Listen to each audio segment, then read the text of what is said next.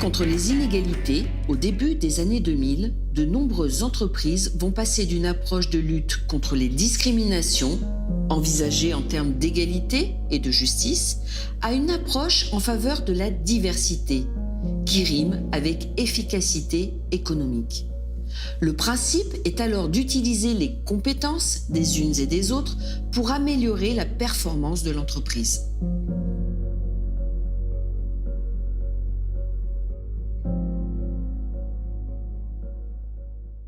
Ce qui est clair, et toutes les statistiques le montrent, c'est que plus il y a de mixité dans l'entreprise et plus il y a de performance. Il y a clairement une corrélation entre la performance et la mixité dans l'entreprise. Et ça, c'est pas moi qui le pense de manière très intuitive, c'est statistiquement prouvé. Il y a des études qui le prouvent, celle de McKinsey, entre autres, et qui vont vous montrer que si vous prenez les entreprises qui performent le plus, comme par hasard, c'est les plus mixtes. Et si vous prenez les entreprises qui performent le moins, c'est les moins mixtes. Et ça, c'est statistique. C'est prouvé. On voit bien que le passage d'une approche en termes de lutte contre les discriminations à une approche en faveur de la diversité, c'est un changement de paradigme. La différence va être source de richesse et donc on va valoriser des caractéristiques individuelles et non pas des caractéristiques productives. Et en particulier, on va valoriser le sexe ou les origines culturelles. Or, la valorisation de ces caractéristiques, elle n'est pas sans conséquences. Pourquoi ? Parce que les résultats des collaborateurs et des collaboratrices, leurs performances, leurs compétences, vont servir pour les promouvoir, pour leur verser des primes, leur verser des bonus. Et on va supposer que ces fameuses évaluations sont neutres. En réalité, elles sont indissociables d'un modèle organisationnel qui a été façonné par et pour les hommes. Et puis, on va sous-entendre que la simple présence des femmes dans les entreprises améliorerait la performance de l'entreprise. C'est-à-dire que les qualités dites féminines vont faire partie du référentiel de compétences. C'est comme si les femmes, on devait les inclure dans les organisations en tant que femmes, au nom de leurs différences, comme complémentaires et non pas comme égales. Et puis, encore faudrait-il que cette fameuse performance de la mixité soit démontrée. Et là-dessus, on va trouver beaucoup d'études qui proviennent de cabinets de conseil, comme McKinsey, ou qui sont publiées dans des revues académiques. Et là, le premier problème, c'est que, pour un certain nombre, elles comportent des limites méthodologiques. Le deuxième problème, c'est que leurs résultats ne convergent pas. Et on arrive là sur l'écueil dénoncé par Rejan Senak, qui est que si la performance de la mixité n'est plus démontrée, alors l'égalité devient une option irrationnelle. Aujourd'hui, ils sont convaincus que ça crée de la valeur, que la diversité crée de la valeur. Bon, ce n'est pas que féminin, mais que le fait qu'on soit tous dans le même moule, et aujourd'hui, on est confronté quand même à des transformations lourdes. C'est extrêmement important, cette richesse de profil, de compétences, de mindset. Donc rien n'est genré, mais par contre, il y a des dominantes. Les femmes sont quand même plus dans l'écoute et moins dans les enjeux de pouvoir. Et ça, quand les réseaux se sont formés, moi, j'ai réussi à développer un réseau de femmes sur des postes clés. Et on avait toutes à peu près la même constatation qu'on est, pour la plupart d'entre nous, très différentes de la gente masculine. Que la manière de prendre les problématiques est quand même plus tournée vers le résultat, le bien public. La femme est moins dans la femme ne naît pas avec le gène du pouvoir. L'homme naît avec le gène du pouvoir. Il aime afficher ses signes de pouvoir, de puissance, de domination, de ceci, de cela. Donc, dans la manière de travailler... moi, j'ai évolué dans un milieu d'hommes. Et moi, j'ai fait toute ma carrière où je n'ai managé que des hommes. Et aujourd'hui, dans le métier qui était le mien, il n'y a aucune femme. Mais effectivement, ma manière de travailler était très différente de la leur. Et en même temps, je pense que j'ai eu la carrière que j'ai eue parce que j'étais différente. Et ils avaient besoin de moi parce que j'étais différente. Les femmes ont des compétences tout à fait complémentaires de celles des hommes. Et je pense que, justement, ça va beaucoup compter dans la manière d'aborder le travail, d'aborder le management, qui pour moi peut créer un environnement beaucoup plus stable, plus sain. Je ne sais pas, d'avoir autant de managers hommes-femmes pour gérer des personnels hommes-femmes, voilà. S'il y a un déséquilibre, en fait, s'il y a plus de managers hommes pour gérer des personnels hommes-femmes, eh bien, l'empathie sera un peu plus difficile à avoir. Je pense qu'on a des perspectives différentes sur ce qui nous entoure quand on est un homme, quand on est une femme. Et je pense que c'est très complémentaire. Pour la créativité, des choses comme ça, qui peuvent bénéficier à l'entreprise. Effectivement, on entend souvent ce genre d'argument. Les supposées compétences féminines, comme masculines, sont renvoyées à des caractéristiques naturelles. Les qualités des femmes, comme celles des hommes, vont être essentialisées. Et l'approche par la diversité, qui est l'approche dominante aujourd'hui dans les organisations, ne va jamais remettre en cause les stéréotypes de sexe. On peut même dire qu'au contraire, elle a tendance à les entretenir tout en donnant l'illusion que l'entreprise est en train de lutter contre. Et de fait, les entreprises mettent en place plein d'actions pour aider les femmes à progresser dans leur carrière, à briser le plafond de verre.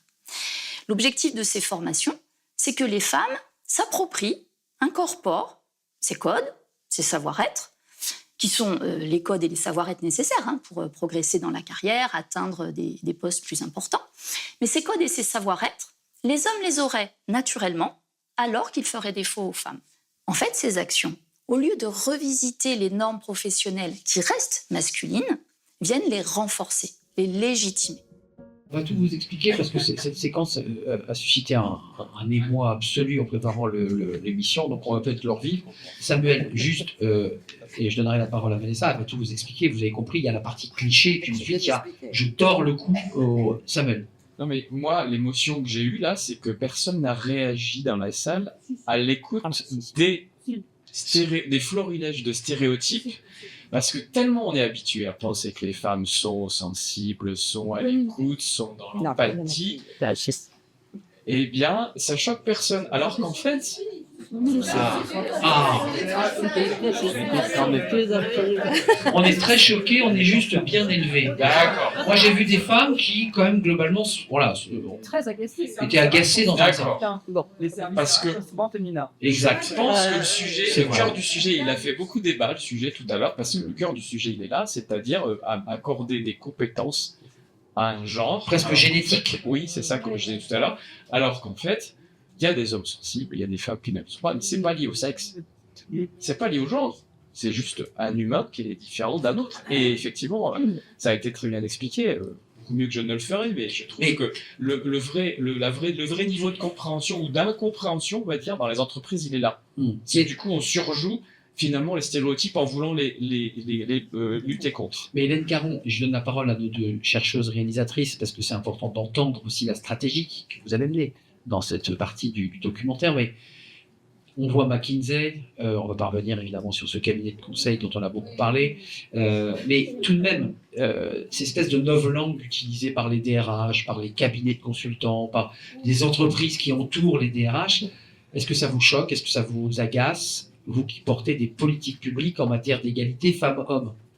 Alors oui, enfin nous, la politique publique qu'on porte, c'est la politique égalité. C'est pas ce discours-là que vous portez. Donc la politique égalité, c'est une question de justice sociale. Donc on n'est pas du tout, la question de la performance est pour nous complètement hors sujet.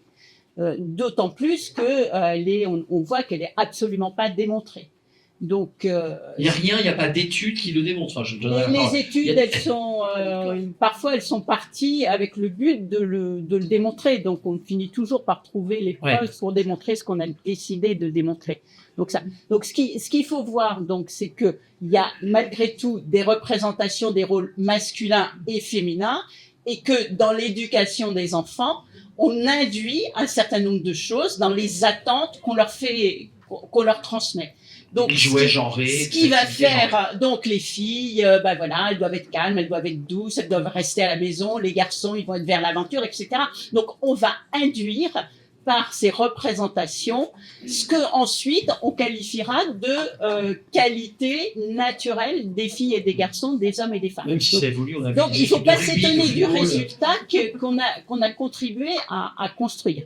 Et donc l'objectif d'une politique égalité qui doit partir dès le plus jeune âge, c'est justement de permettre d'élargir le champ des possibles des hommes et des femmes, des petits garçons et des petites filles, pour leur permettre de s'épanouir dans toutes leurs compétences d'êtres humains. Voilà. Sabine, côté APEC, cette question là qui est posée, parce que on voit le cliché qui est posé par cette comédienne. Je leur dis, c'est une comédienne qui joue ce texte, mais elle le joue très très bien. Enfin, elle y croit, elle est impliquée, on a envie de la croire. Comment ça se passe à l'APEC sur ce lien entre performance et mixité? Si vous mettez des femmes avec des hommes, on va cartonner, on va faire des super résultats business. Là-dessus, j'ai pas d'études et pas de chiffres. Donc, si Bon, j'ai ok. pas d'études et Question pas de chiffres, suivante, c'est que alors. Non, ça veut dire que c'est pas forcément justement un angle statistique qui peut être prôné. Voilà, ça c'est une première chose. Une deuxième chose, peut-être sur ce sujet, moi, ce que je trouve flagrant, c'est quand même que c'est une femme qui porte ses préjugés en fait aussi de compétences, et ça montre que le sujet il est ancré en fait, et que c'est vraiment ce que je vous disais tout à l'heure, si on décloisonne pas et que c'est pas tous ensemble qu'on prend conscience de ces sujets pour aller au-delà de ces a priori et de se dire, en fait, moi ce que je retiens, c'est juste on recrute pas des clones, c'est tout, mais que ce soit des hommes, des femmes, que ce soit un sujet de sexe ou pas de sexe, c'est qu'en fait, oui, quand on s'ouvre, c'est toujours intéressant. Maintenant, est-ce qu'on peut le mesurer avec un chiffre sur la performance ?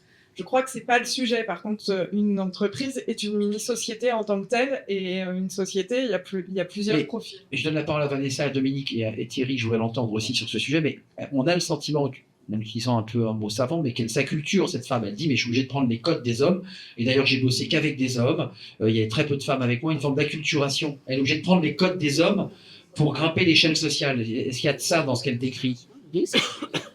Dominique. Alors, elle, non, justement, enfin, cette femme qu'on a rencontrée, et elle n'est pas la seule, elle pense que vraiment, c'est ce qu'elle explique, hein, c'est que ce sont ses compétences féminines qui font qu'elle a travaillé autrement, qu'elle avait un autre regard, et que c'est pour ça qu'elle a eu une carrière. Il y en a d'autres qui sont justement... Mais juste avant, elle dit qu'elle ne travaille pas comme les femmes et qu'elle travaille un peu différemment. Des hommes. Des hommes, d'accord. Oui, oui, des hommes. En revanche, c'est vrai que la plupart des femmes, pour arriver à ces postes-là, comme vous dites, sa culture, c'est-à-dire reprennent les codes masculins. Et d'ailleurs, c'est des hommes en jupe, quoi. Elles peuvent être qualifiées d'hommes en jupe, oui, et d'autres même, d'autres qualificatifs encore plus fleuris. Donc voilà, donc il y a vraiment ces deux aspects-là.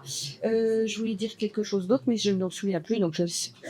Vanessa, vous voulez rajouter quelque chose parce que vous êtes dans cette partie-là, donc c'est vous qui cassez les clichés, qui expliquez attention, ce que vous venez de voir, c'est pas ça marche pas comme ça. C'était ça votre rôle dans le doc là. Oui, tout à fait. Notre objectif, c'était justement de venir casser ce message qui est transmis dans énormément surtout dans les grandes entreprises, où on est passé, ça date à peu près du début des années 2000, où on bascule de politiques de lutte contre la discrimination à des politiques dites en faveur de la discrimination. On voit bien que c'est beaucoup plus sexy comme message à faire passer. Diversité. Oh, pardon. En faveur de la diversité, oui. Lapsus. Vous avez raison, Dominique, reprenez votre co-autrice. Non, Sans lâche. Des politiques en faveur de la discrimination, ça inquiète. Ouais, mais ça vénère. Des politiques en faveur de la diversité qui sont beaucoup plus sexy et qui vont avoir aussi comme logique derrière, si ça permet de faire avancer la cause, alors c'est bien. Et non, là, ce qu'on a voulu essayer de... Ça nous amène au quota, là, on va y arriver. Ce qu'on a voulu essayer de montrer, justement, c'est que c'est très dangereux en réalité, parce que ce que font ces politiques de la diversité, c'est pour, en grande partie, entretenir les stéréotypes de genre qui sont la racine des discriminations directes. Donc, excusez-moi pour qu'on soit clair avant de basculer dans la quatrième. On n'utilise pas le mot diversité, c'est un mot quoi? On peut l'utiliser? Ah ben, il est utilisé partout. partout. Non, mais vous dites, c'est pas la bonne méthode. Je ne dis pas qu'on n'utilise pas le mot diversité, Non, mais il faut- c'est un mot de la langue française comme J'entends un bien. autre. Ce que je dis, c'est que avoir comme politique, je sais pas, dans une organisation de gestion de ses effectifs, un principe qui est sur recruter une personne parce qu'elle a cette caractéristique-là, qui n'est pas une caractéristique productive, qui ne dit rien sur ses véritables compétences, c'est dangereux parce qu'on entretient l'idée que les femmes sont comme ci, les hommes sont comme ça. Et l'idée de ces... Vous voyez, depuis le début, on a beaucoup entendu dire « Non, mais c'est les compétences qui prévalent, etc. » C'est les compétences qui sont toujours... On l'a entendu dès le début du débat par Thierry Sauf que Berger. ces compétences, elles sont directement associées à Un biais. des qualités particulières. Et ces qualités particulières sont souvent synonymes de qualités masculines. Il y a des travaux, et alors en fait il y a beaucoup de travaux quand même sur la mesure des stéréotypes, qui montrent qu'on a des stéréotypes, et c'est normal, tout individu a des stéréotypes, on est toutes et tous porteuses. Il y a un test que vous pouvez faire, c'est le test d'association implicite. Il est en ligne, tout le monde peut le faire, et c'est très intéressant, parce que ça nous fait prendre conscience nous-mêmes qu'on est... Dominique et moi aussi, on est porteuses de stéréotypes, y compris de genre. Et que donc ces stéréotypes de genre dont on est porteur, en soi, ce ne serait pas forcément un problème.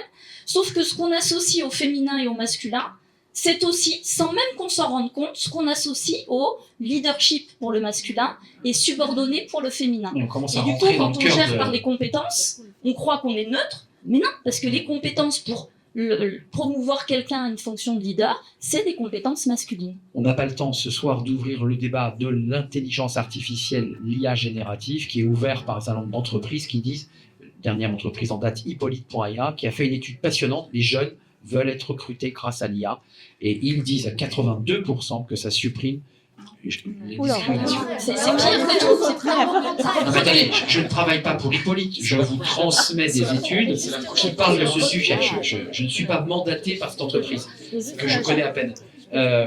Christelle et Thierry, je savais qu'en jetant IA générative, on allait C'est la première conférence, peut-être. moi, je pense que la prochaine... Sachant que le codage est fait pas que par Exactement, Mais bon, ça on en parlera un autre coup. il manque d'ingénieurs, Je de voudrais juste revenir patientistes. sur le leadership. Il y a une petite maladie qui est en train de se disséminer dans nos petits accords égalité où on dit on va apprendre aux femmes à être leader. Pourquoi on n'apprend pas aux hommes autre chose? Oui, c'est ça. Ah, voilà. Bon, bref, c'est pas contre vous, messieurs, mais pourquoi on... Un peu quand même. Non, mais pourquoi on cible les femmes qu'il faut faire changer pour une raison qu'on ne connaît pas? Comme si elle n'était pas elle-même capable d'être leader. Enfin, Et puis, à effectivement. côté de ça, on va pas dire, on Ça va a pas pas de mettre sens. dans un accord, on va former les hommes à se comporter comme une femme. Non. Ouais. Enfin, non. C'est tout à fait exact. Thierry, avant d'ouvrir le quatrième extrait de ce documentaire qui va ouvrir un sujet là aussi explosif, là on va faire exploser la bombe, l'enjeu des quotas, la discrimination positive, affirmative action, comme on dit aux États-Unis. Comment vous, Thierry, vous regardez ce sujet, cette femme dotée de compétences qui amènerait de la performance à l'entreprise? Tout à l'heure, vous nous avez donné l'anecdote, qui dit, moi je travaille avec ma DG qui est une femme, j'ai toujours eu des femmes autour de moi. Il n'y avait pas cette volonté-là dans votre tête, ça s'est fait comme ça? Ça s'est fait comme ça, tout à fait. Non, moi, ce que je voulais dire par rapport à ça, c'est pas la mixité qui fait la richesse de l'entreprise, c'est la diversité. Et la diversité, c'est pas homme-femme. Des parcours, des profils. C'est homme, femme, jeune, vieux, moyen. Voilà, c'est ça qui fait la richesse de l'entreprise. Moi, je sais qu'au niveau du CFA, au niveau des apprentis, j'ai des apprentis moi, qui sont dans des entreprises aéronautiques de la région. Qu'on ne citera pas. Qu'on ne citera pas. Donc on peut citer aussi. Et donc, si vous voulez, ces jeunes, quand ils vont dans l'entreprise, ils discutent avec leur chef, leur responsable, et puis ils vont dire mais ça, pourquoi on le ferait pas avec la réalité virtuelle? Est-ce que ça, on le ferait pas avec une couche d'IA, comme vous avez dit tout à l'heure? Et en fait, les gens qui sont en poste, ils disent oui, on n'y avait pas pensé. Mais pourquoi? Parce que les jeunes apportent cette richesse-là quand ils sortent des études, quand ils sont encore dans les études, de pouvoir apporter des choses à l'entreprise. C'est ça, c'est cette diversité-là qui fait la richesse et qui va faire le développement économique. Absolument pas homme ou femme. Enfin, moi, j'y crois pas du tout, en tout cas. Un dernier mot, Christine, peut-être, ou quelqu'un veut clore cette page sur, non pas pour revenir sur les rapports McKinsey, mais gadget, pas gadget. Juste rajouter le côté syndical. Quand on est dans nos sections, quand on est dans nos syndicats, dans nos fédérations, on a une diversité de personnes qui sont de toute origine religieuse, politique, etc. Et moi, je trouve ça, dans ma section, je trouve ça super riche, parce qu'il y a débat, parce que ça ouvre des champs, ça permet de se confronter à des visions qui ne sont pas obligatoirement les miennes en tant que responsable de ma section, et qui me permet de me dire ah ouais, t'as raison, sur ce coup-là, j'en ai peut-être oublié un petit bout. Ouais, autre éclairage, autre regard. Donc la notion Capucine. En fait, oui, moi, ce que je veux dire, c'est que mixité, le diversité, sujet, inclusion. c'est comment on convainc dans les entreprises pour mettre en place justement ces politiques d'égalité qui aillent jusqu'au bout. En fait, c'est comment on convainc. Et effectivement, le prisme de ce qu'indiquait ce qu'indique le documentaire, le prisme de la diversité, de la complémentarité, il est parfois, effectivement, c'est peut-être parfois facile d'utiliser ça, parce qu'il y a l'argument de la performance qui peut potentiellement justement porter l'écoute, on va dire, des directions de l'entreprise, mais la difficulté, c'est qu'effectivement, eh bien là, on introduit et on maintient en fait les préjugés et les stéréotypes. Et moi, il y a un sujet alors là, pour le coup, j'ai quelques camarades dans la salle qui le savent, mais la question effectivement des biais inconscients, elle est vraiment centrale également dans la façon dont on va pouvoir, dans nos accords justement, lutter contre les discriminations. Et bien lutter contre les biais inconscients, c'est aussi mettre en place tout un tas de formations sur ces sujets-là. Mais là, il y a un boulot qui est extrêmement, qui est très très vaste à mener. Et je pense que des accords qui ont de l'ambition doivent prendre ce sujet à la racine. Alors, les organisations résistent, c'est le titre du documentaire.